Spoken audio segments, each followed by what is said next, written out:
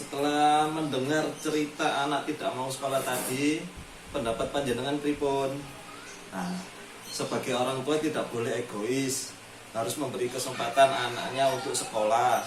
Meskipun dalam kondisi istilahnya anaknya lagi merengek, lagi nangis, kita juga harus mendengar pendapat dari Ibu Ati sebagai tetangga tadi adalah berniat baik untuk mengajak anak panjenengan ke sekolah. Jika kondisi seperti itu ya kita harus istilahnya harus memahami keadaan si anak.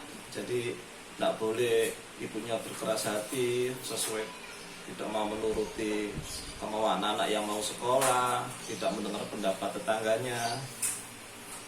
Untuk selanjutnya saya putarkan film si Aksa dan si Kisah si Geni. Silakan disimak ya Bu.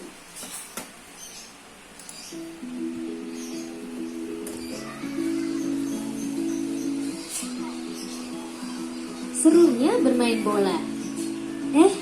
Ada siapa itu? Ada orang mau kasih bola baru buat Aksa. Wah, Aksa pingin sekali.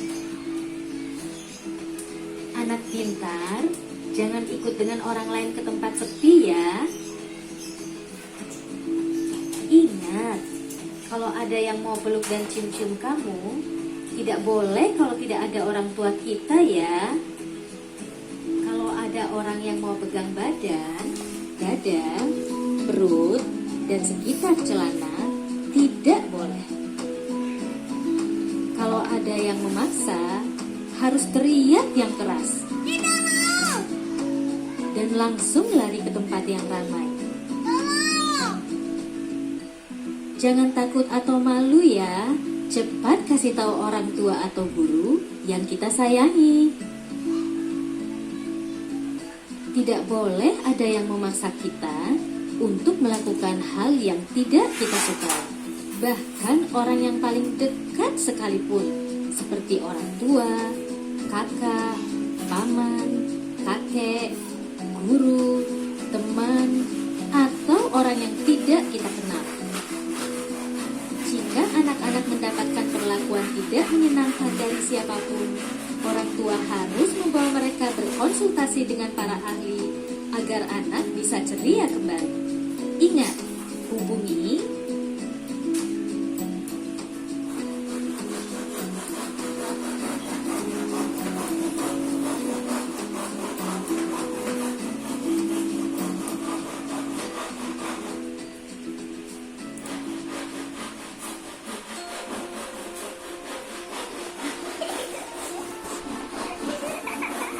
senangnya waktu bermain.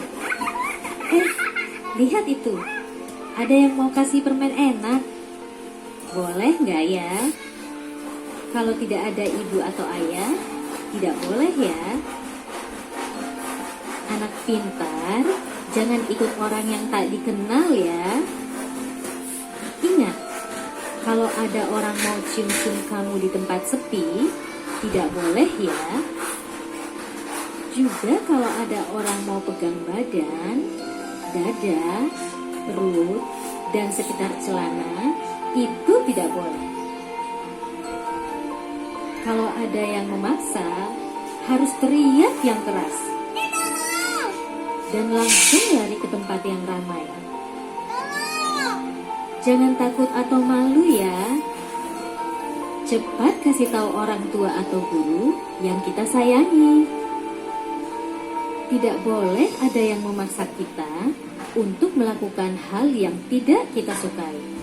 Bahkan orang yang paling dekat sekalipun, seperti orang tua, kakak, paman, kakek, guru, teman, atau orang yang tidak kita kenal.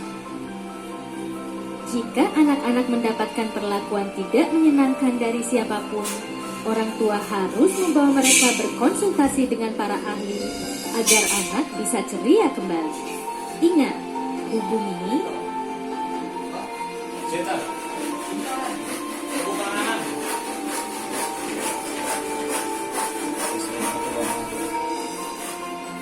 titik mandek.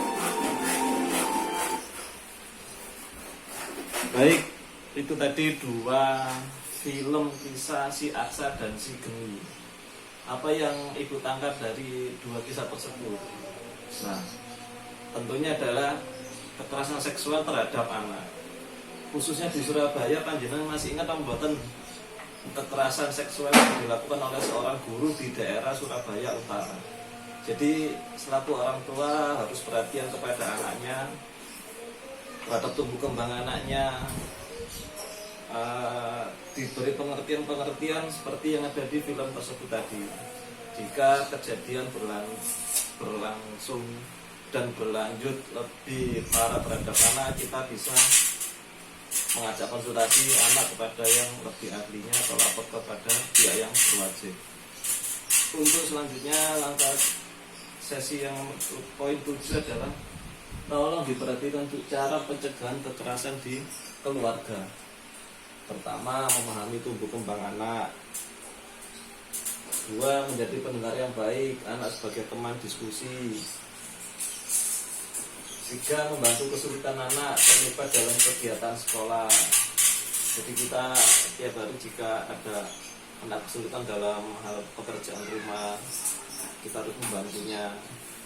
Menyediakan waktu yang berkualitas untuk anak, memberikan pujian kepada anak jika berperilaku baik, seperti modul yang pertama kan sudah kita ajarkan, sudah belajar bersama, memberikan pujian pada anak jika anak memperoleh prestasi, mendapatkan nilai yang baik, tidak menghardik atau menghakimi anak apalagi di depan orang lain,